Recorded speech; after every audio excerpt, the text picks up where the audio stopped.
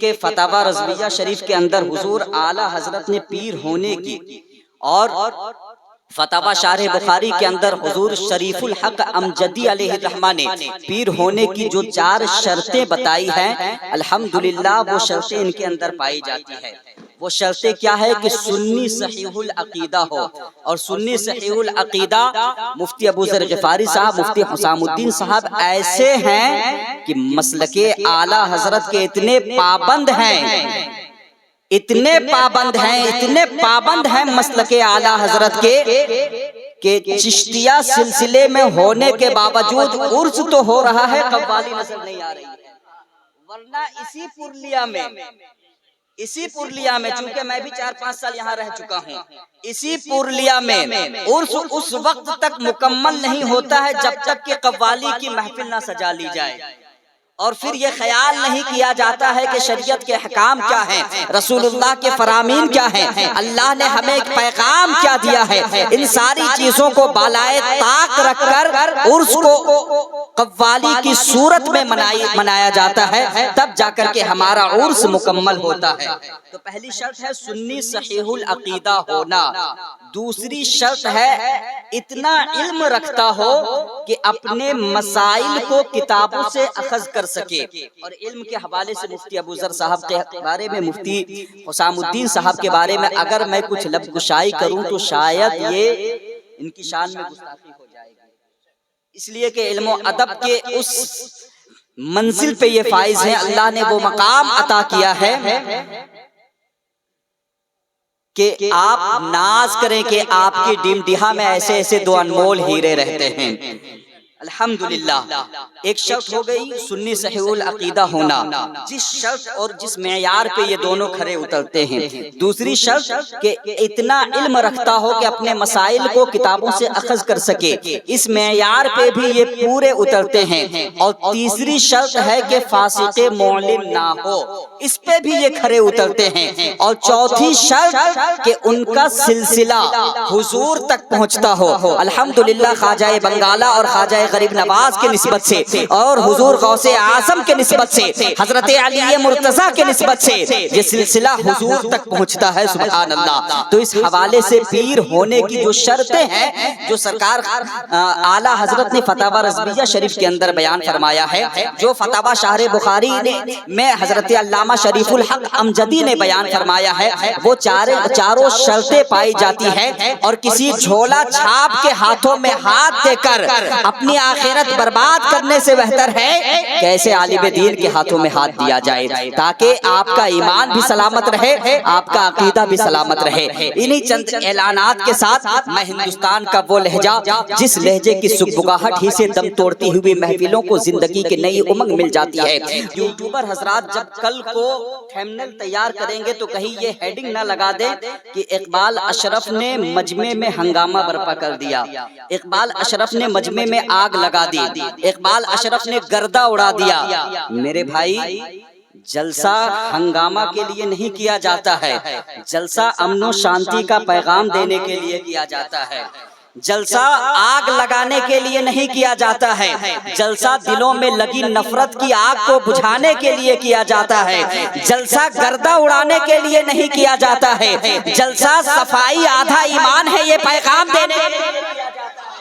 Net نے ہر کام سے آزاد کر کے رکھ دیا، ایک نئے سردرد کا ایجاد کر کے رکھ دیا، نیٹ نے ہر کام سے آزاد کر کے رکھ دیا، ایک نئے سردرد کا ایجاد کر کے رکھ دیا، اور واٹس ایپ اور فیس بک نے آج کے اس دور میں نوجوانوں کو ہمارے برباد کر کے رکھ دیا۔ واٹس ایپ اور فیس بک نے آج کے اس دور میں نوجوانوں کو ہمارے برباد کر کے رکھ دیا۔ اسی بربادی کا روحانی علاج کرنے کے لیے الہی ہم پہ یہ احسان کر دیا جائے، ہمیں مدینے کا مہمان کر دیا جائے، اور نبی کے دین کو سر کی اگر ضرورت ہو ہمارے نام کا اعلان کر دیا جائے، نبی کے دین کو سر کی اگر ضرورت ہو ہمارے نام کا اعلان کر دیا جائے، درود پاک لبوں پہ سجا کے نکلے گا، ضرور نعت نبی گنگنا کے نکلے گا، درود پاک لبوں پہ سجا کے نکلے گا، ضرور نعت نبی گنگنا کے نکلے گا۔ اور نبی کا عشق وہ بہتا ہوا سمندر ہے، نبی کا عشق وہ بہتا ہوا سمندر ہے، جو اس میں ڈوبے گا جنت میں جا کے نکلے گا۔ نبی کا عشق وہ بہتا ہوا سمندر ہے، جو اس میں ڈوبے گا جنت میں جا کے نکلے گا۔ بکار خیش حیرانم اغثنی یا رسول اللہ، پریشانم پریشانم اغثنی یا رسول اللہ، شہا بے کس نوازی کن طبیبہ جارہ سازی کن، مریض درد عصیانم اغثنی یا رسول اللہ، اگر رانی بگر خانی غلامم انت سلطانی، دیگر چیزیں نمی دانم اغثنی یا رسول اللہ، رضایت سائل بے پر توئی سلطان لا تنہر، شہا بحر عظیم خانم اغثنی یا رسول اللہ۔ رب کے محبوب پر درود و سلام، اس بہت خوب پر درود و سلام، جانے اسلوب پر درود و سلام، سب کے مطلوب پر درود و سلام۔ درود و سلام ہو اس نبی پر جن کے اخلاق کو قرآن نے انک لعلی خلق عظیم کہا، درود و سلام ہو اس نبی پر جن کے کردار کو قرآن نے لقد کان لکم فی رسول اللہ اسوۃ حسنہ کہا، درود و سلام ہو اس نبی پر جن کی گفتار کو قرآن نے ان ہوا الا وحی یوحا کہا، درود و سلام ہو اس نبی پر جن کی رفتار کو قرآن نے سبحان الذی اسرا کہا، درود و سلام ہو اس نبی پر جن کے چہرے کو قرآن نے والضحیٰ کہا، درود و سلام ہو اس نبی پر جن کی آنکھوں کو قرآن نے ما زاغ البصر کہا، درود و سلام ہو اس نبی پر جن کے دست مبارک کو قرآن نے ید اللہ فوق ایدیہم کہا، درود و سلام ہو اس نبی پر جن کے سینے کو قرآن نے الم نشرح لک صدرک کہا، درود و سلام ہو اس نبی پر جن کے زلف معمر کو قرآن نے واللیل اذا سجا کہا، درود و سلام ہو اس نبی پر جن کی نورانیت کو قرآن نے قد جاءکم من اللہ نور کہا، درود و سلام ہو اس نبی پر جن پر بندوں نے بعد میں بندوں کے خالق نے پہلے درود بھیجا ہے۔ جو بات دل میں ہے میرے وہ بات ہو جائے، جو بات دل میں ہے میرے وہ بات ہو جائے، غزل تو ہوتی ہی رہتی ہے نعت ہو جائے، جو بات دل میں ہے میرے وہ بات ہو جائے، غزل تو ہوتی ہی رہتی ہے نعت ہو جائے۔ اور درود پڑھیے غائر کہ یہ وہ عبادت ہے، درود پڑھیے غائر کہ یہ وہ عبادت ہے، شریک جس میں خدا کی بھی ذات ہو جائے۔ درود پڑھیے غائر کہ یہ وہ عبادت ہے، درود پڑھیے غائر کہ یہ وہ عبادت ہے، شریک جس میں خدا کی بھی ذات ہو جائے۔ اور اس نیت سے درود پڑھیں کہ جنگ آزادی کے عظیم سپہ سالار حضرت مفتی کفایت علی کافی علیہ الرحمہ نے زندگی کے آخری سانس میں کہا تھا، کوئی گل باقی رہا نہ چمن رہ جائے گا، پر رسول اللہ کا دین حسن رہ جائے گا، ہم سفیر و باغ میں ہیں کوئی دم کا چہچہا، بلبلیں اڑ جائیں گی سونا چمن رہ جائے گا۔ اور جو پڑھے گا صاحب لولاک پر درود، جو پڑھے گا صاحب لولاک کے اوپر درود، آگ سے محفوظ اس کا تن بدن رہ جائے گا۔ جو پڑھے گا صاحب لولاک کے اوپر درود، آگ سے اس کا تن بدن، آگ سے محفوظ اس کا تن بدن رہ جائے گا۔ اور اگر نصیب قریب در نبی ہو جائے، میری حیات میری عمر سے بڑی ہو جائے، اگر نصیب قریب در نبی ہو جائے، میری حیات میری عمر سے بڑی ہو جائے۔ اور درود پڑھیے، درود پڑھیے، ہر سمت روشنی ہو جائے، اندھیرے پاؤں پھیلا نہ سکے زمانے میں، درود پڑھیے کہ ہر سمت روشنی ہو جائے۔ تو پورا مجمع اس نیت کے ساتھ درود پاک پڑھیں کہ دور و نزدیک کے سننے والے وہ کان، کانے لالے کرامت پہ لاکھوں سلام۔ تو ایک مرتبہ اس نیت کے ساتھ پورا مجمع اپنے نبی کو یاد کرے اور نبی کی بارگاہ میں عقیدت مندانہ لب و لہجے، عاشقانہ ترنم میں درود پاک کی ڈالی محبت کی تھالی میں سجا کر پیش کریں اور پڑھے اللہ رب محمد صلی اللہ علیہ وسلم، نحن عباد محمد صلی اللہ علیہ وسلم۔ وسلم صلاۃ و سلام علیک یا رسول اللہ یا حبیب اللہ صلی اللہ تعالی علیہ وسلم مولا صلی وسلم دائما ابدا علی حبیبک خیر الخلق کلہم هو الحبیب الذی ترجى شفاعته لكل حول من الاحوال مقتحم۔ حضرات ہم آپ کی خدمت میں مبارکبادی پیش کرتے ہیں کہ آپ اپنا قیمتی وقت آج اس جلسہ گاہ میں دے رہے ہیں۔ مبارکباد کے مستحق ہیں حضرت علامہ مفتی ابو ذر غفاری صاحب قبلہ، ان کے بھائی حضرت علامہ مفتی حسام الدین صاحب قبلہ، اور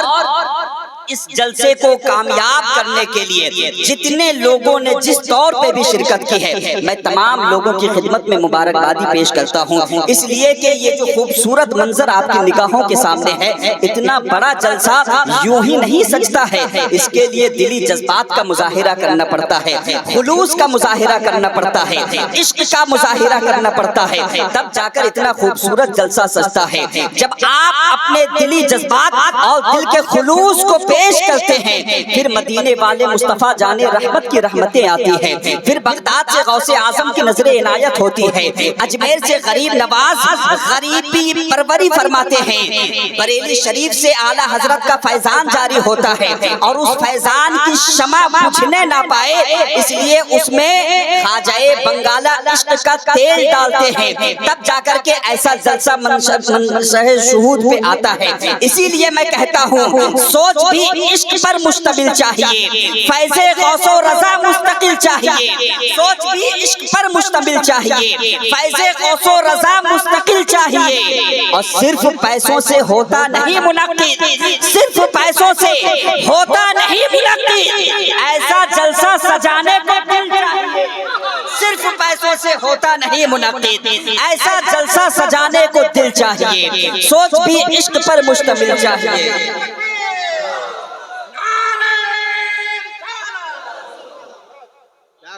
ماشاءاللہ اسٹیج والے تو خوب سمجھ رہے ہیں، لیکن اگر آپ لوگوں کو سمجھنے میں دشواری نہ ہو رہی ہو تو ذرا سا آپ لوگ بھی کہہ دیجئے سبحان اللہ، گاہے بگاہے سبحان اللہ آپ بولتے رہیں، تاکہ یہ محسوس نہ ہو کہ رمضان شریف کے بعد بھی آپ لوگ اعتکاف میں ہیں۔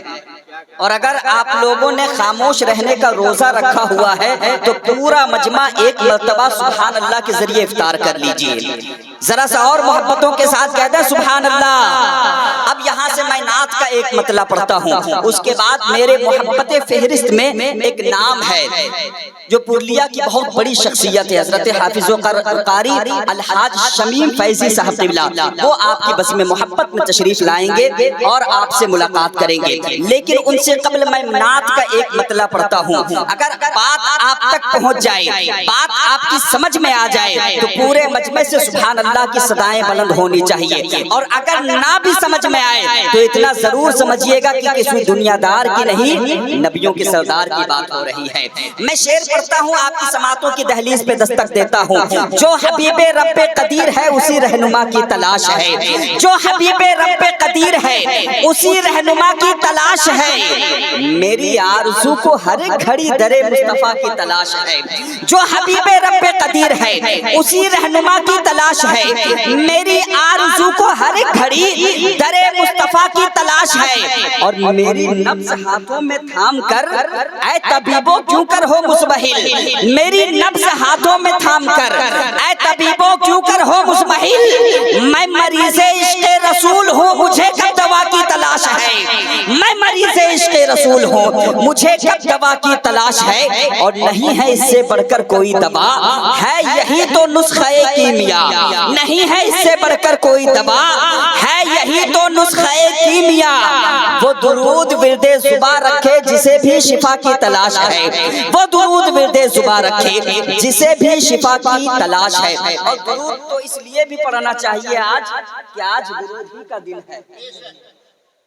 ڈمڈیہا والوں اپنے مقدر پہ ناز کرو، آپ ایک اللہ کے ولی کے عرس میں بیٹھے ہیں، اور ایسے اللہ کے ولی کے عرس میں بیٹھے ہیں کہ وہ دنیا سے تو پردہ کر گئے، لیکن جاتے جاتے آپ کو اپنے نبی کا تذکرہ کرنے کے لیے، نبی کا ذکر کرنے کے لیے، نبی پر درود بھیجنے کے لیے کوئی اور تاریخ نہیں، قمری شمسی تاریخ کی جو نبی کی پیدائش کی تاریخ ہے 20 اپریل، وہ تاریخ لے کر کے گئے۔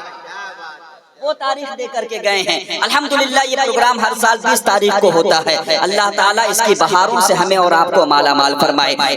تلخ گفتار کا ماحول بدلنے کے لیے، تلخ گفتار کا ماحول بدلنے کے لیے تذکرہ آپ کے اخلاق کا کھل کر لکھیں۔ تلخ گفتار کا ماحول بدلنے کے لیے، تلخ گفتار کا ماحول بدلنے کے لیے تذکرہ آپ کے اخلاق کا کھل کر لکھیں، اور آؤ آرام کہے شہ کی بنائیں تصویر۔ آؤ آرام گئے شہ کی بنائیں تصویر، ہاتھ کا تکیہ لکھیں خاک کا بستر لکھیں۔